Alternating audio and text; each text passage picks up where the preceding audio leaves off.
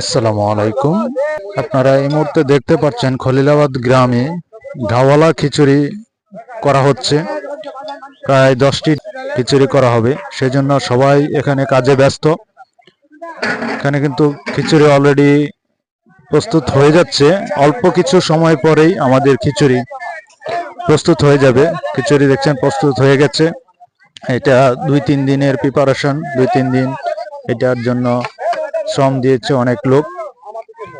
এই খিচুড়িটা করা হয় প্রতি বছরই। আজকে প্রায় 6-7 বছর যাবৎ এই খিচুড়িটির আয়োজন করে থাকেন এলাকার যুব সমাজ ও ময়মুরব্বীগণ সবাই মিলে যৌথ উদ্যোগে কিন্তু এই খিচুড়িটি আয়োজন করে থাকেন।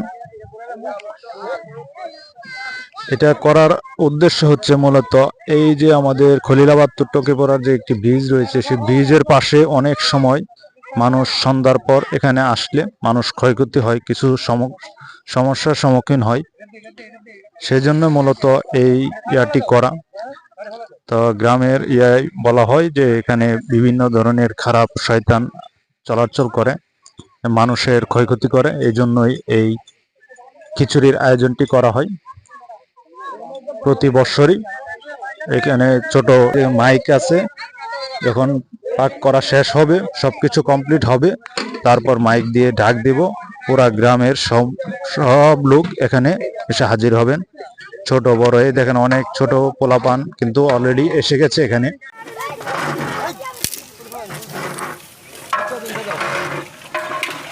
দেখুন আমাদের গ্রামের ছোট ছোট বাচ্চারা এখানে উপস্থিত হয়েছেন এই খিচুড়ি খাওয়ার জন্য।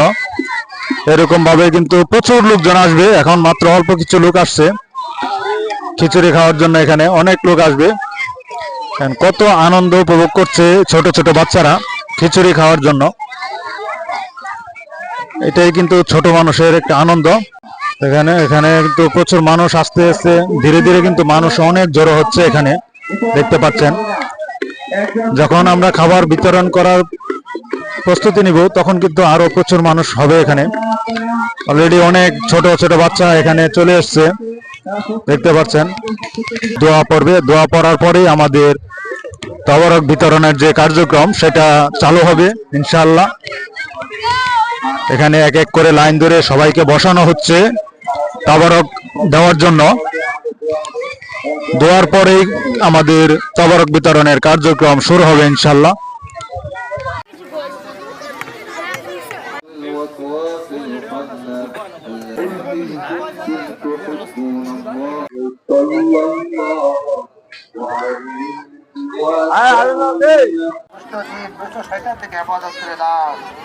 আমাদের গ্রাম থেকে হেফাজত করে দাও। আয় আল্লাহ আমাদের গ্রামের মানুষদেরকে হেফাজত করে দাও। আয় আল্লাহ আমরা যারা নামাজ পড়ি না, নামাজের ব্যবস্থা করে দাও। আয় আল্লাহ আমাদের সমাজের উপরে, গ্রামের উপরে, রাষ্ট্রের উপরে রহমত বরকত দান করে দাও।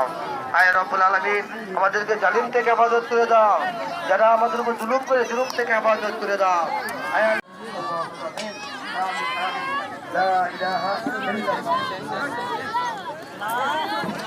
আমি